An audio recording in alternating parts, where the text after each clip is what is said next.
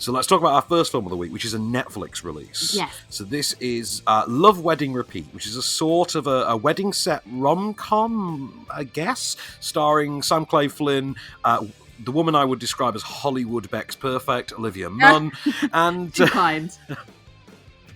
and I believe Tim Key is in there as well. The comedian poet Tim Key, who works for Talk Radio occasionally, is in there as well.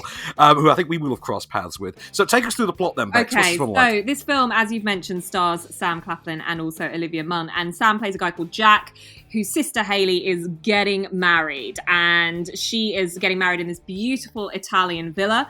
And everyone is flown over for it, including her friend Dina, an American friend who's visited a few times and met Sam Claflin's Jack about 3 years ago. They had an incredible weekend getting to know each other, and he kind of loses the courage to actually make a move all those years ago. So when they come together at the wedding, he thinks now's his chance. But things don't quite go to plan, and as a result, it's chaos. Got a bit of a problem. Mark Fisher. He's saying that he's in love with me and he's threatening to go full-on psycho and ruin my wedding. This is the sleep medicine that I've been taking. It would knock him out for hours. Really? Just put a couple of drops of that in his champagne glass. There has to be another way. There is no other way. There is. There has to be. Please, there is. There has to be. Haley! Hey! Your sister is an angel, isn't she? Yeah. Claflin there giving his best, I think. You a fan of Claflin? Yes, I am. I think, you know what, I when I first saw him, the first few choices that he made, like Pirates of the Caribbean, stuff to get him kind of off the ground, then onto the Hunger Games and things, I was a bit like, oh, here we go. It's another one of those kind of very generic kind of actors. But actually, he's done really varied stuff. And I think watching him come back into a rom-com has been quite fun.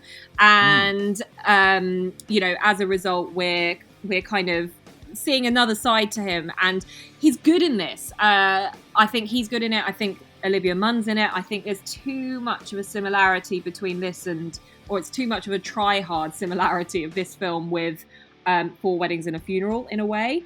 And actually the whole... I could understand the whole relationship, British guy who, and I have to say, Sam Claflin almost mirrors Hugh Grant in some aspects on this, which... I think it's quite lazy, actually, which is a shame. He could have done something a bit different with it. And then obviously Olivia Munn's character is American, so you've got that British guy, American girl, doesn't quite work out what happens at the end, all that kind of stuff. So it's good. It's You liked it. I liked it. I tell you why I liked it, and I think audiences will like it more than critics, is because it's an easy watch. There's not too much to think about. There's funny characters in there that will just get you laughing when you need to. The plot does lose its way, I suppose, a third of the way through, because it's got this kind of sci-fi element to it where you can like rewind the wedding and see what happens. Right, can I just explain this for someone who hasn't seen it? Anyone who hasn't seen the trailer for the film but has seen the TV show Community, think that episode where they introduce the roll of the dice and the darkest timeline. They try to do that with this wedding, but they only do it twice, and for my money, they don't sketch out the concept quite as well as, definitely not as well as Community did in 20 minutes. This has about an hour and 40, and I think it doesn't really define that comedic gimmick too well for me. I think it just feels like there's a do-over, for reasons. Yeah.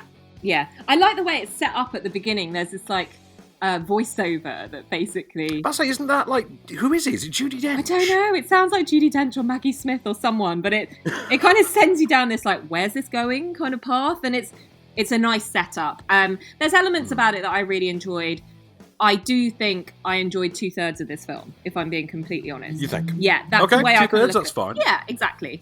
But overall, I think the performances are good. There are some really funny moments. I'm trying to think of the name of the actor. The guy in the kilt is really funny in it. Oh, that's Tim Key. That's Tim Key. Oh, okay, perfect. Well, he gets loads of great lines in this.